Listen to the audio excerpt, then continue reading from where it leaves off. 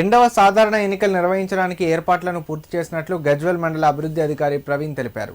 సిద్దిపేట జిల్లా గజ్వేల్ మండల ఎంపీడీఓ కార్యాలయంలో ఎన్నికల నిర్వహణకు సామాగ్రి తరలింపు కోసం ఏర్పాట్లను పూర్తి చేశారు.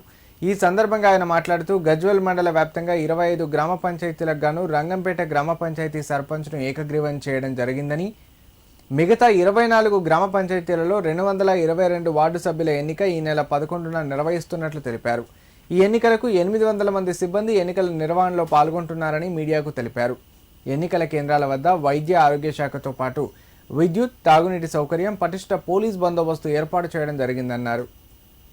రెండవ సాధారణ గ్రామ పంచాయతీ ఎన్నికలు 2025 సంవత్సరానికి సంబంధించి అన్ని ఏర్పాట్లు గజ్వేల్ మండలానికి సంబంధించి పూర్తి చేయడం జరిగింది. సో ముఖ్యంగా ఎలక్షన్ మెటీరియల్ డిస్ట్రిబ్యూషన్ మనకు 10వ తారీఖు నాడు ఐఓసి గజ్వేల్ పార్కింగ్ లాట్లో మనము ఏర్పాట్లు చేస్తున్నాము. దానికి సంబంధించి సో బ్యాలెట్ బాక్సులు కావచ్చు, అట్లాగే ప్రిసైడింగ్ అధికారులకు ఇవ్వవలసిన మొత్తం మెటీరియల్, ఎన్నికల సామాగ్రి, దాంతోపాటు బ్యాలెట్ పేపర్స్ అంతా కూడా మేము పూర్తి స్థాయిలో సెగ్రిగేషన్ చేసి పోలింగ్ స్టేషన్ వారిగా సెగ్రిగేషన్ చేసి పెట్టడం జరిగింది.